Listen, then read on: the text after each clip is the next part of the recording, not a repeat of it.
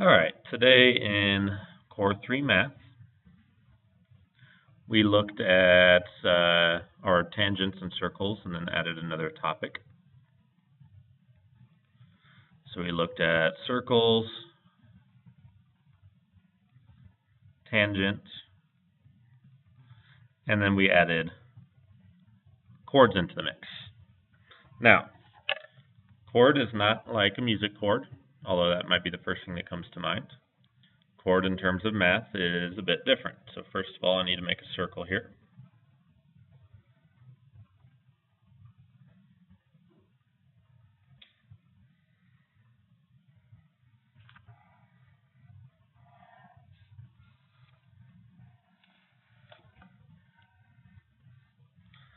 All right, got my circle. We'll say it's at center O, like we've been doing before. Now, let's say I have a point A and a point B. If I connect A and B with a line segment, I now have a chord. So AB is a chord. AB line segment.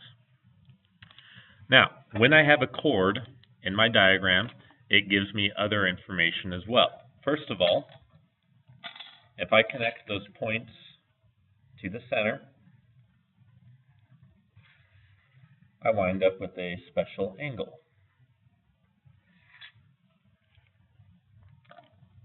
So I have angle AOB. So we have AOB is the central angle. One last thing this gives us, if I have a circle with a chord cutting it, it leaves me with what's called an arc.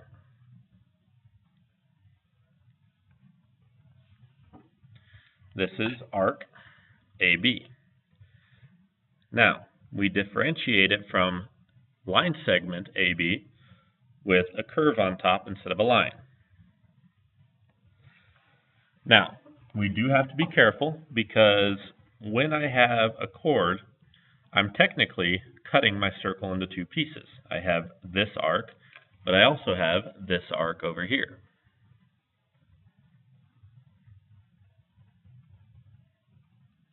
I have two arcs connecting the same points. So technically, if I just say arc AB, you don't know if I'm talking about the small one or the big one, which actually they are called the minor arc and the major arc. So to be able to differentiate between them, we need to add more points. I'm going to add a C and a D. If I add points, then my major arc is now ACB,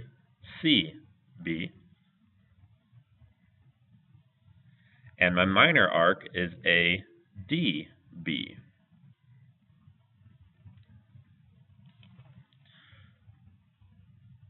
So that's the new terminology and the new figures, the new diagram that we're going to be looking at and incorporating into everything else that we're currently doing. First of all, let's talk about some of the properties of these figures. I'm just going to assume that this angle looks like it's about, we'll say, 115 degree measurement. So we'll say central angle equals 115 degrees. Now I did not measure that, I just assumed, because a lot of times in math you're told to assume something. Now, if a central angle equals an angle, and you know its measurement, then you know the minor arc. My minor arc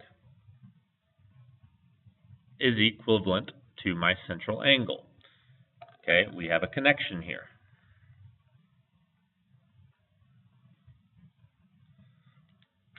Now, we also know what the major arc is going to be if we know the minor arc. A complete circle is made up with 360 degrees. If I take 360 and minus our minor arc, minus 115, I get 245 degrees. Okay, so we are able to find pretty easily our major and minor arcs. Now, let's try to apply this to a problem and get some further understanding. Let's change up our diagram a bit. And what we're going to do next is actually out of the book on page 402.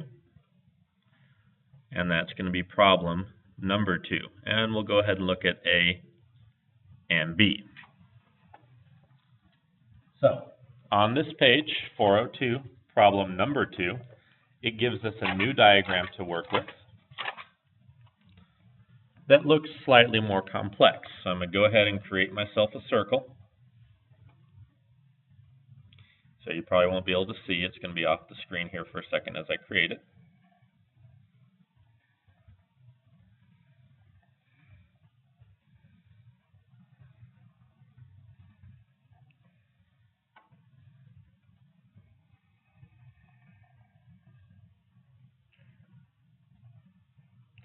All right. There's my circle.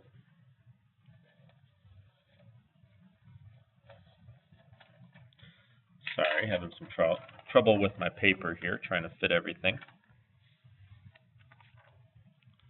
So, there's my circle.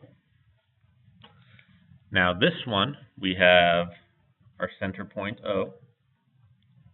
We have an A, B, and that is creating a chord.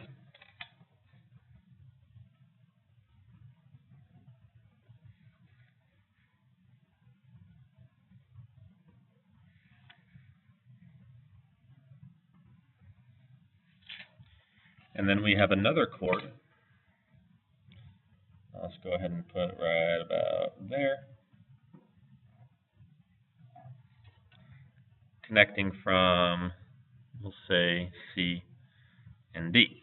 So we have A and B and C and D.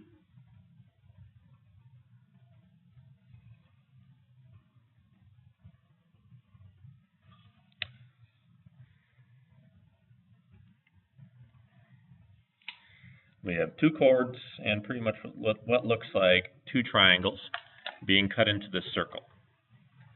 Now, problem number 2 also gives us some further information. It says, by definition, two arcs have the same measure if and only if their central angles are congruent. So what's that saying? Is two arcs are equal if and only if. Now, if and only if can be abbreviated IFF. You will see that sometimes. So two arcs are equal if and only if the two central angles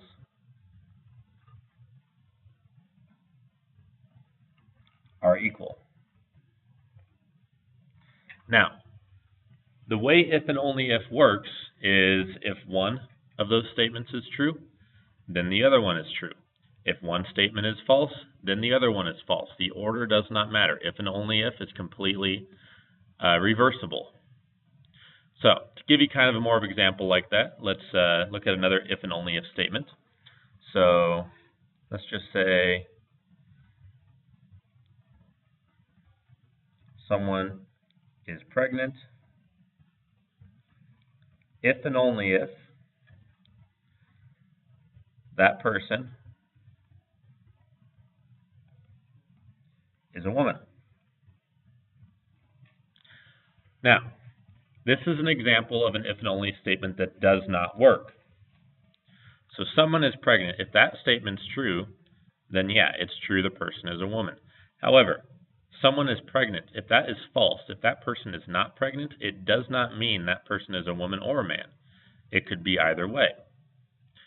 Just like down here, if a person is pregnant, if a person is a woman, that does not mean that person's pregnant.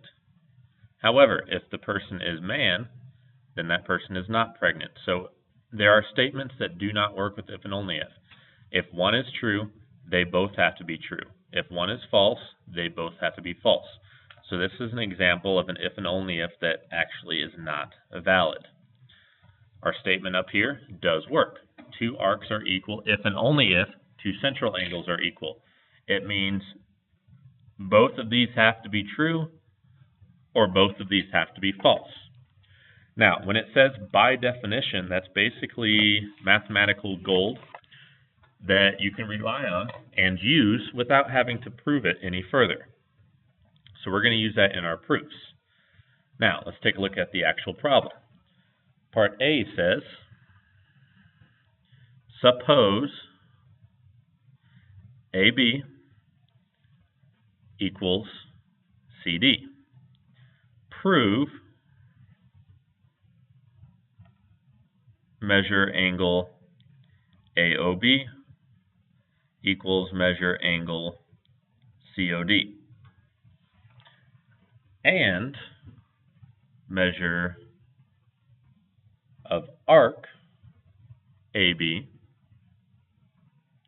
equals measure of arc CD. So we have two things to prove given information. Now, this one's pretty simple. AB is right here, CD is right there.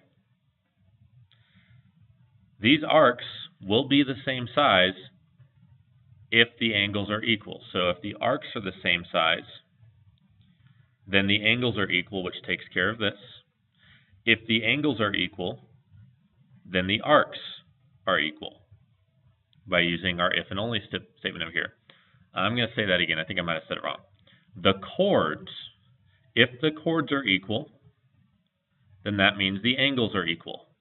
If the angles are equal, that means the arcs are equal. So it's a step-by-step logic process. So if those are equal, that is what we are given.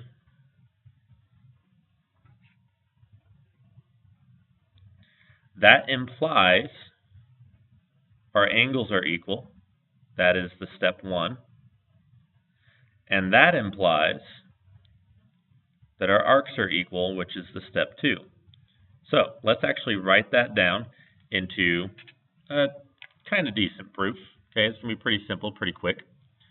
So if AB equals CD, then measure angle AOB equals measure angle COD. And our proof is by definition of a chord. By the properties of a chord. We don't need to define that anymore if it flat out says by definition. And that takes care of our first proof, that the angles are equal. Now,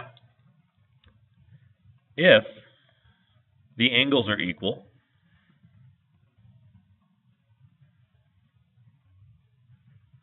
oops, I wrote that measure backwards. If our angles are equal, then our arcs are equal. Once again, by definition. Okay, by the if and only statement, if and only if statement that we already were given. That takes care of the whole proof. We start with what we're given. We move into our first part of the proof if we can. We take that, repeat it, and then we move into our final part of the proof. Okay, it's a step-by-step process. You have to show one step to the other. Now, part B asks us to go in the reverse. It says, suppose AB equals CD, the arcs, prove that the chords are equal. Well, all you have to do is go backwards. If you can go forwards, you can go backwards. That's what if and only if means. If you can go forwards, then you can go backwards. So all I would have to do to change this up is replace the order of things. And obviously some of the wording. Okay, but the logic is just backwards, and we're still just talking about by definition of a chord. Now, that's as far as we got today. I was hoping to get farther, but we didn't, so that's what we did today.